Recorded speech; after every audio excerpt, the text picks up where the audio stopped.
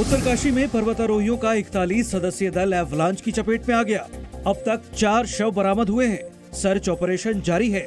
नेहरू पर्वतारोहण संस्थान के पर्वतारोही ट्रेनिंग के लिए गए हुए थे। उसी दौरान द्रौपदी का डांडा 2 पर्वत चोटी पर बर्फीला तूफान आ गया और पर्वतारोही फंस गए। जो इंसिडेंट हुआ है वो लगभग 14,000 फीट की हाइट पे हुआ है। हवाई रेकी कर रहे हैं। अभी तक की लेटेस्ट सूचना जो आई है कि इनमें से 2 लेडी जो माउंटेनियर थी वो संभवतः सर्वाइव नहीं कर पाई हैं। राहत और बचाव के काम में एनडीआरएफ, एसडीआरएफ, आईटीबीपी और नेहरू पर्वतारोहण संस्थान की टीमें लगी हुई हैं। रक्षा मंत्री राजनाथ सिंह ने इस हादसे पर दुख जताया है। जम्मू कश्मीर के डीजी जेल हेमंत लोहिया की हत्या के आरोपी यासिर अहमद को पुलिस ने गिरफ्तार कर लिया है। यासिर 6 महीने से हेमंत लोहिया के सहायक के तौर पर काम कर रहा था। आरोप है कि जम्मू के उदयवाला में यासिर ने हेमंत लोहिया की गला दबाकर हत्या की। इसके बाद एक टूटी बोतल से उनका गला रेत दिया। ये बहुत अनफॉर्चुनेट वाक़ा है कि घर में ट्रस्टेड आदमी जो आप बतौर कुक जिसको या बतौर डोमेस्टिक हेल्प इस्तेमाल करते हैं वो इस तरह की बात करे। यासिर की एक डायरी मिली है जिसमें उसने मौत से जुड़ी शायरी लिखी है। बताया जाता है कि यासिर आक्रामक स्वभाव का है और वो डिप्रेशन में था। हत्या की वजह अभी साफ नहीं है।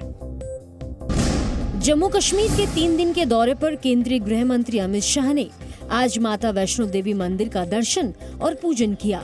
अमित शाह ने राजौरी में जनसभा को संबोधित किया, जहां उन्होंने परिवारवाद और आर्टिकल 370 के समर्थकों पर निशाना साधा। उन लोगों को जवाब है जो कहते थे धारा 370 जाएगी तो खून की नदियां बह जाएगी। अमित शाह ने जम्मू कश्मीर के पहाड़ी समुदाय को जल्द अनुसूचित जनजाति का दर्जा देने का आश्वासन दिया। प्रधानमंत्री मोदी ने यूक्रेन के राष्ट्रपति ज़ेलेंस्की से टेलीफोन पर बात की।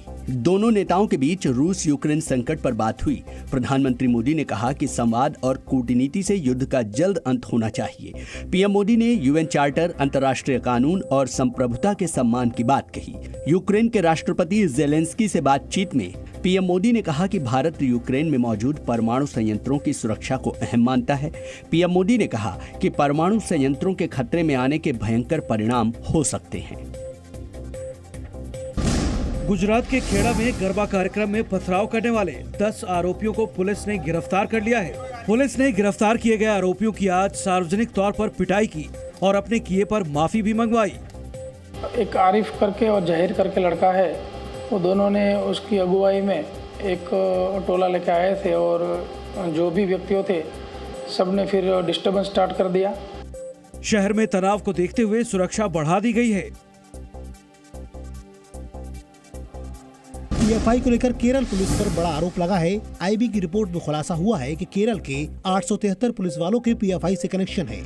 आईबी ने राज्य के डीजीपी को इस बारे में रिपोर्ट दी है। इस बीच महाराष्ट्र में खुफिया इनपुट मिला है कि कुछ एंटी नेशनल तत्व दशहरे के दौरान गड़बड़ी कर सकते हैं। अब डिप्टी सीएम देवेंद्र फडणवीस ने पुलिस, इंटेलिजेंस एजेंसीज और एटीएस को चौकन्ना रहने को कहा है। भीड़ भाड़ वाली जगहों पर खास तौर से सतर्कता के निर्देश दिए गए हैं। नजर इस बात पर रखनी है कि कहीं भीड़ में कोई गलत एलिमेंट न चला जाए, उसके ऊपर हम नजर रखेंगे। दिल्ली के उपराज्यपाल विनय कुमार सक्सेना ने मुख्य सचिव को बिजली वितरण कंपनियों को दी गई सब्सिडी राशि भुगतान की जांच करने के आदेश दिए हैं। दिल्ली एलजी ने इस मामले में मुख्य सचिव से 7 दिन में रिपोर्ट देने को कहा है। बीजेपी ने भी दिल्ली सरकार के फैसले पर सवाल उठाया। विद्युत उत्पादन करने वाली कंपनियों का जो बकाया था, तकरीबन 3200 करोड़ रुपए से अधिक की उनकी देनदारी को एक प्रकार से वेव ऑफ कर दिया गया। अब ये प्रश्न उठता है कि यह क्यों किया गया। एलजी के फैसले पर दिल्ली के डिप्टी सीएम मनीष सिसोदिया ने एलजी को चिट्ठी लिखी और उन पर चुनी हुई सरकार के फैसलों में दखल देने का आरोप लगाया।